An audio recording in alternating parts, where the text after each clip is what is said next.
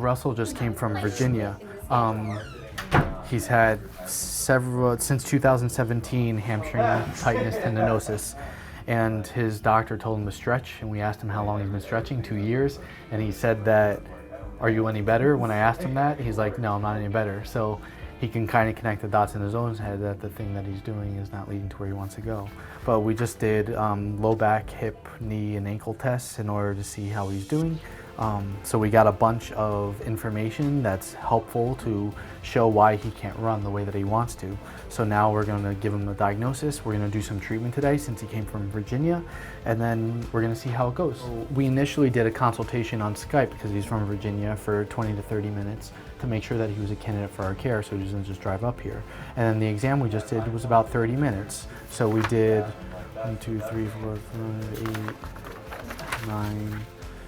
We did about 14 to 15 different procedures, checking ranges of motion, giving him percentage grades for flexibility, and seeing what is contributing towards the pain that he's been having for almost exactly 2 years. So with that information, it gives us a really good head start to know how we can make him better.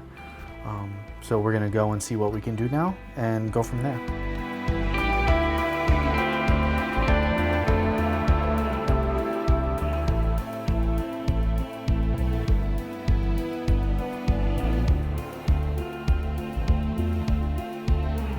So our friend Russell here has some hamstring tendinosis and had a scar to remove a ganglion cyst. So his semitendinosus tendon is much thicker than normal. So in order to get rid of a tendinosis, we have to do what we've already done, removing adhesion from the sciatic nerve at the external rotators, removing adhesion from the sciatic nerve at the hamstrings, doing the hamstrings themselves, and then actually treating the tendon in order to bring blood flow and to stimulate it so that the tendon fibers reorient themselves vertically up and down. So what I'm going to do right now is I'm going to take our Instrument Adhesion Release and treat it and inflame it so that this is productive and we can get some stimulation in here to regenerate those tendon fibers. In this case, he's got a lot of stuff in here. So at this point for his tendinosis, I'm optimistic. If I was a gambling man, I would say maybe there's at least a 50%, if not more, of you feeling an immediate difference after these 2 treatments. We found some good stuff. All the problems are a good deal. So it seems like it's phase 5. It's moderate to severe pain that actually stops you from doing the exercise you want to do. So as you get the phase 5, 6, and 7, usually at some point in theory you need surgery in order to clean this up. So we're going to see what we can do for you while you're here this week from Virginia. The second part of this is you do have a good amount of adhesion in a bunch of different spots.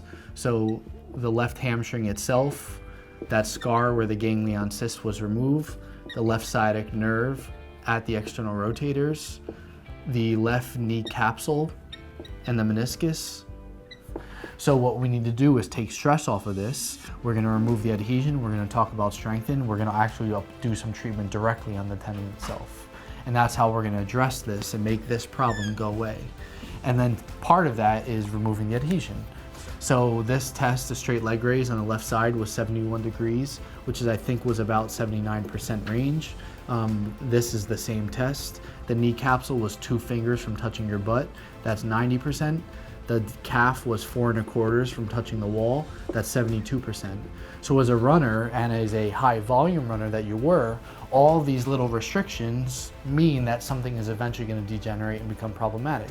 So we need to get you as somebody who's essentially a professional athlete with that volume that you had and you want to get back to. These need to be as close to 100% as possible.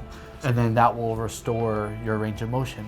So we're gradually going to chip away at this adhesion until it's gone. The tightness and weakness goes away, and this problem is no longer on your list either. And as we do that, the tendinosis will get better. And with that said, you also have some weakness. So both sides, your hamstrings are weak. The most probable reason for that right now is adhesion in the sciatic nerve and or hamstring. So if you strengthen that stuff, it just won't work because you're still compromised. You're overusing other tissue. On this side, you're overusing your groin muscles, which semitendinosis, sometimes say grace. Sartorius gracilis is one of your groin muscles. So that makes sense. It attaches to pesi anterioris, the goose's foot. And then on this side, you're overusing your quad muscles to do that instead of your hamstrings. So you just can't do that when you're a runner. Your strength looks pretty good doing this, you're just compensating. So what I'm gonna do right now is we're gonna do a bunch of treatment. I'm gonna start with that tendon and the hamstring itself. I'm gonna do the knee capsule. I'll probably do the sciatic nerve today. And then when I see you Wednesday, we'll potentially do the same thing. I might do some of your deep calf and see what we can make free. So my only caveat to you being here from Virginia for 1 week is that tendinosis can typically take a long time to get better.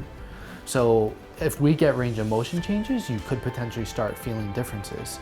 We'll see what we can do. Regardless, your body needs this stuff to be removed to be healthier, so it'll be good. So I just want to you to have clear expectations. Like Achilles tendinosis can take 3 to 6 months to heal. So we should make some progress. I'm just not sure how much progress we're gonna make in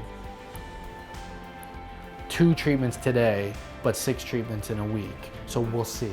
So I don't want you to expect like, I'm gonna be 100% better after this week, given you've had this for 2 years. Right. You could have a really good change, but we just need to manage expectations. I understand.